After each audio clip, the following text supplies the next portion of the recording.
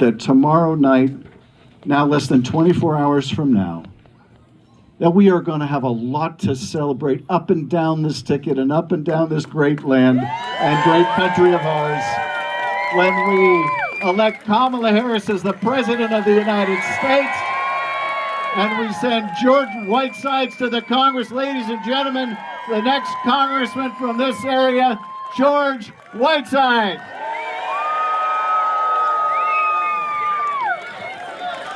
Let's give it up for Adam Schiff, everybody. Oh my God.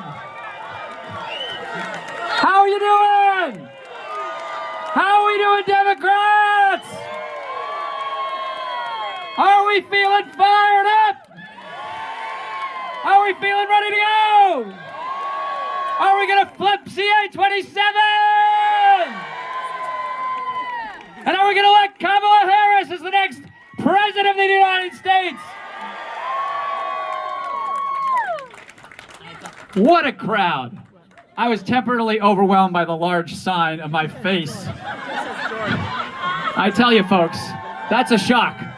That's a shock. What a great crowd we've got here, huh? Give yourselves a round of applause. My guess is that Mike Garcia does not have a crowd like this tonight.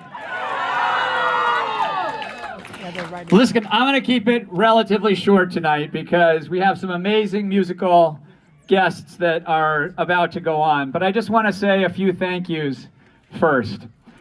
First of all, I want to call out my amazing wife, Loretta Hidalgo Whitesides.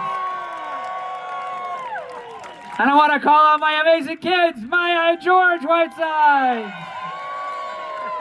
And I want to call out my amazing father-in-law and mother-in-law, Regina and Juan Hidalgo, who are somewhere. I'm not sure where they are.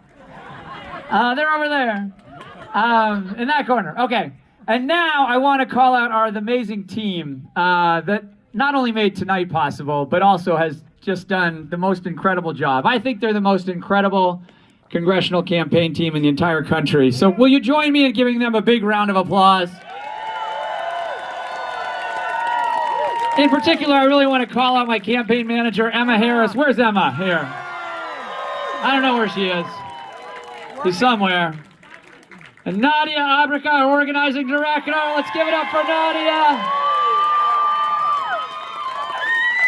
America's energy challenges would not be a problem if we could just bottle whatever's inside Nadia and we could go forward as a nation. Listen, folks, I'm just going to tell you two quick stories that represent what I think of as the best of America. And the first one is my father-in-law, Juan. And I don't know, I've told this story to some of you, but some of you haven't heard of it. He came over to the United States from Cuba, age 18, didn't speak any English. Came straight to LA. He learned English watching TV. He worked the night shift, supporting himself. He was drafted. He went to Vietnam. Got his citizenship. Went to Santa Monica Community College. Met Regina. Had 3 kids. Became a civil engineer. Amazing. And had raised my wife. I mean, that's the best of America, isn't it? It's the American dream. It's the American dream. And we need to, make sure that we celebrate that in our country, and I do celebrate that, right? Yeah. The other story that I want to talk about is, a difficult moment, but it's something that I talk about a lot. And it came during COVID, and I was the CEO of Galactic up there in the Antelope Valley in Lancaster, and my next door neighbor was a guy named Chris Kowalski, who worked at the Antelope Valley Hospital, and our kids played together in the backyard. He had 3 kids. We had 2 kids. And we had one of those cinder block walls between the 2 houses. And they had a built-in trampoline and a pool. So the kids were often on their side of the wall. And I was talking to Chris about how things were going at the hospital. And it was crazy. It was crazy. They didn't have the masks that they needed. They didn't have the tests. And I said, this is nuts. This is, the community where we do the impossible, right? We broke the speed of sound for the first time. Yeah, we built the space shuttles. We build many of America's most important aircraft, and yet we can't provide, the basic medical stuff that we need.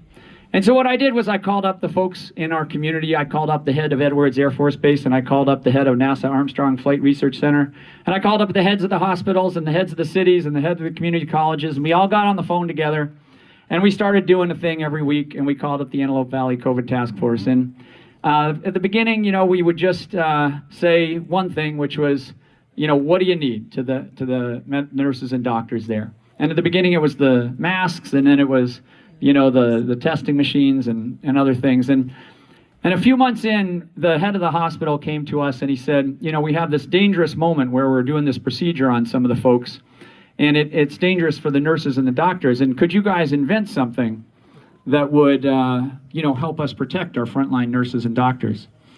And it felt to me a little bit like that moment in my favorite movie, which you won't be surprised to hear is Apollo 13.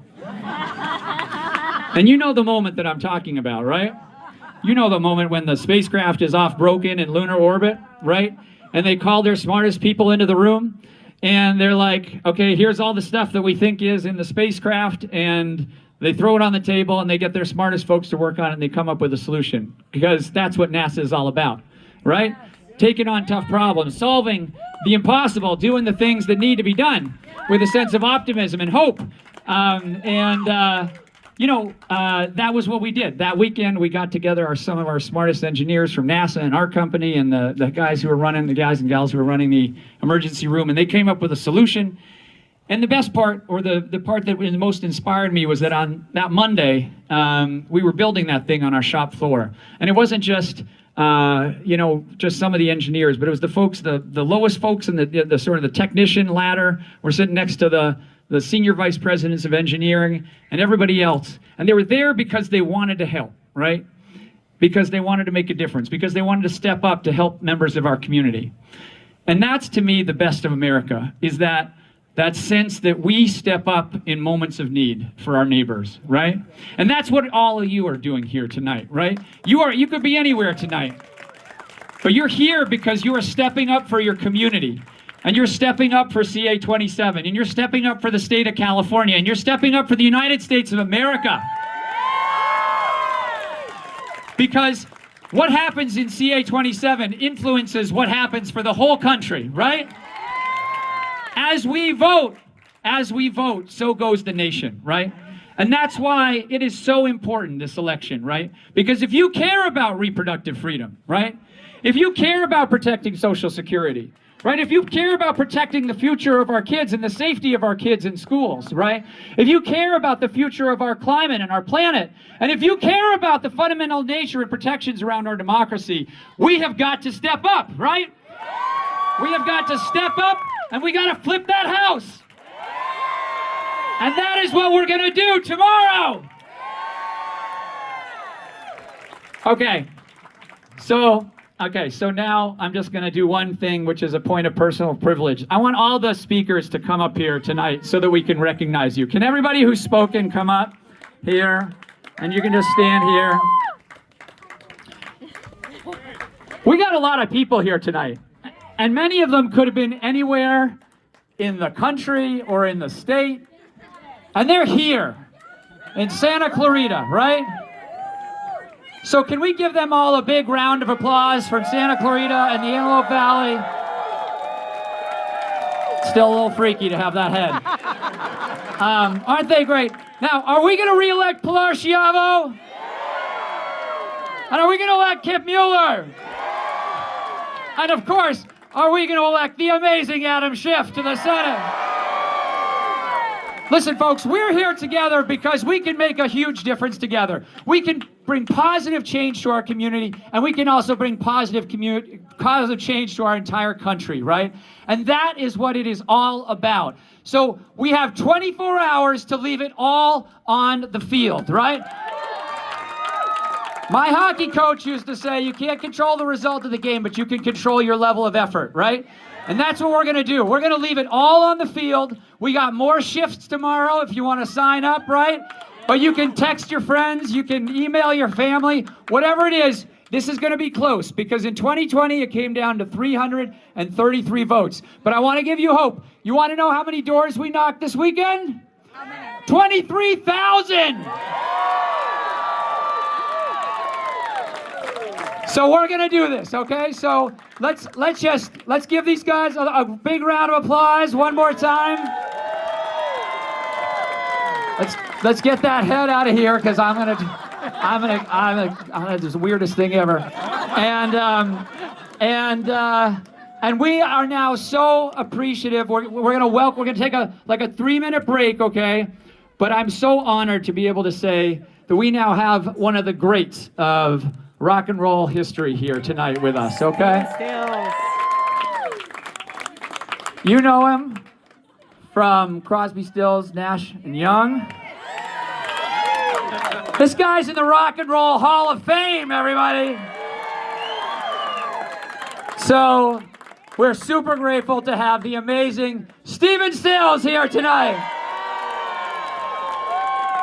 And we're going to get off the stage and they're going to do a brief sound check and then they're going to play for you. So thank you so much. And then we're going to have Aloe Black come up. Okay, thanks everybody.